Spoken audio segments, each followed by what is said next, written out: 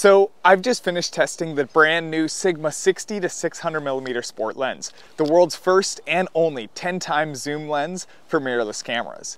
This lens is unique and holds a lot of great value to it, specifically for a versatile wildlife photography setup, unlike any other currently available on the market.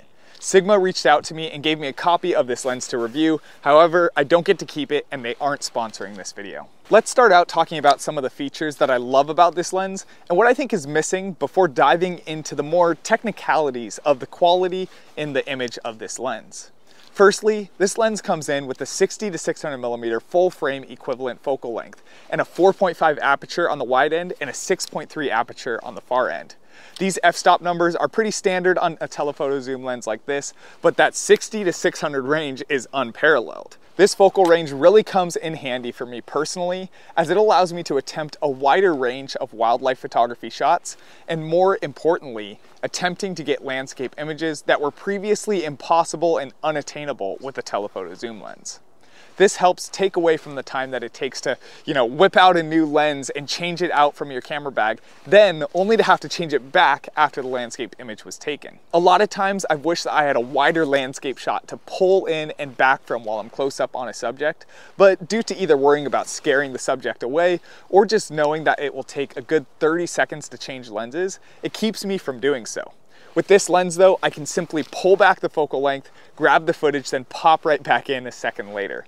That's why I'm confident in saying that for wildlife photography, this may currently be the most versatile lens on the market in the mirrorless format. But now that we've established the baseline of what it does, is there any other uniqueness to this lens beyond just the telephoto length?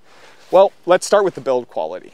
While this lens is very sturdy and feels very well built, it is heavy, coming in at 5.5 pounds. In my latest wildlife photography adventure, releasing in just 2 days from now on this channel, I found myself pretty tired when holding this lens in an awkward position for an extended amount of time.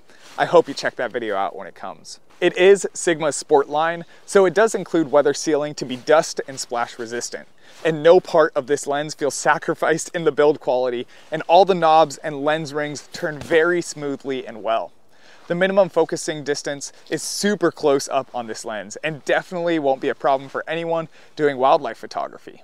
This lens can also double pretty well as a macro lens because of this fact, and making it even so much more versatile and capable of wildlife, landscape, and macro images all combined into one lens.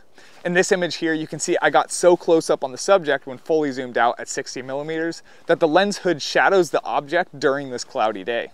Around 150 to 200mm is where you can get the closest, however, with the minimum focusing distance being slightly under 2 feet, and this orange not even being able to fit in the frame completely.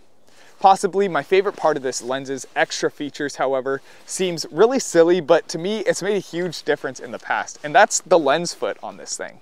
It's an Arca Swiss mount that has 2 screws built into it so that it will catch itself at the appropriate mounts. One of the most annoying things in the world to me is having to screw on and off a tripod plate onto my lens mount, and usually when this is done, it's not quite screwed on as solid as I would like, and so it slides all over the place and just makes a mess and falls off occasionally. With this lens foot being able to be mounted directly to my gimbal head, however, it allows me to feel confident while carrying it over my shoulder, and with the 2 safety screws, I know that I have extra protection against it dropping. Another small thing that I like about this lens is that it comes with a lens cover for the front in addition to a lens cap. This feels so much more protective to me than a lens cap, and I love how this allows me to throw it in my bag without worrying about the cap popping off like it does on some other lenses. This lens also has a really nice rotating ring to change the orientation of this lens, which makes it very easy when changing from landscape to portrait orientations out in the field. It has 2 different image stabilization modes that we will get to in a second, a focus limiter switch, 3 AFL buttons. While the zoom mechanism is incredibly smooth and works well, one thing I am bummed about a little bit is that they didn't include the tight focal zoom mechanism that they included with the 150 to 600mm Sport that they released just a little over a year ago. That year's model had a smooth, tight, and lock function for the lens focal adjustments, and while I didn't notice it being such a big deal at first when I got the lens, it wound up being really incredibly useful as I used it all the time to make slow zoom in and zoom outs while recording video footage. I really wish that they would have included this with this lens, but I guess for the high majority of wildlife photographers who have no interest in shooting video or even doing that type of movement, it didn't really matter, so they had no great reason to include it. Let's move on to image stabilization now. The image stabilization is nothing short of top of the line on this lens. It boasts a 7-stop stabilization on the wide end and a 6-stop stabilization on the far end. At 600 millimeters, this is up there with all the other great lenses available and gives a good amount of correction, yet still isn't perfectly smooth if you handhold it, as would be expected at 600 millimeters. But at the wide end with 7 stops, it makes this lens virtually unnoticeable in its movement and looks as if it's on a tripod. I found personally that around 400 millimeters seems to be the sweet spot at the telephoto zoom range, where I can achieve very little camera shake at all and still be pretty well zoomed in. Overall, no complaints with the image stabilization, and it performs well and honestly above what I expected for such a diverse focal length lens. So, autofocus. The autofocus on this lens seems to work incredibly fast and snappy like a new lens built in 2023 would. However, because I'm testing the L-mount version of this lens on my Panasonic camera, my results turned out subpar as you would expect when it came to accuracy. I wish I owned a Sony camera to test out the E-mount version, but unfortunately this wasn't the case. But even with this being said, the speed of the focus, which can largely depend on the lens, was lightning quick, and that was not the problem. Rather, it was the accuracy from Panasonic's DFD system that made the autofocus below average in its accuracy. So when it comes to autofocus, take what I say with a grain of salt, but the autofocus seems to work very well from what I can tell and what I tested. Moving on to the IQ of this lens, sharpness seems to be as expected. It seems to be just as sharp as my Sigma 150 to 600 millimeter Sport, and I've been very impressed with the corner sharpness of this lens in particular as well.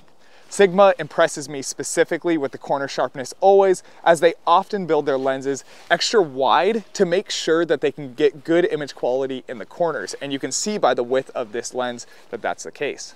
That Sigma 150 to 600 millimeter Sport that I was talking about is very sharp across the whole focal range as well.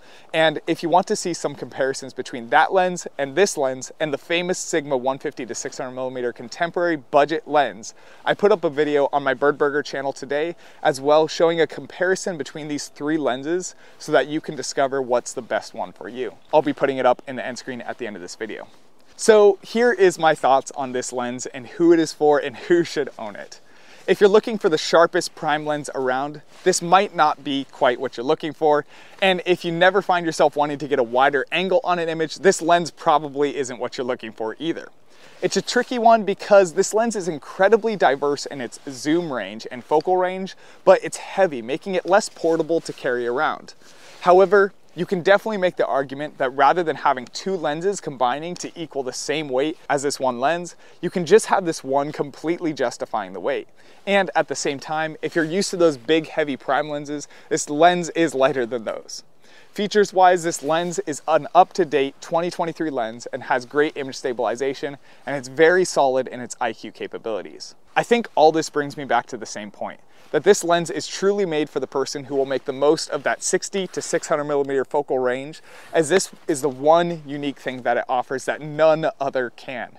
If you're a wildlife photography filmmaker, or you often find yourself capturing tighter landscape images while doing wildlife photography, then this lens is literally perfect for you and built for you.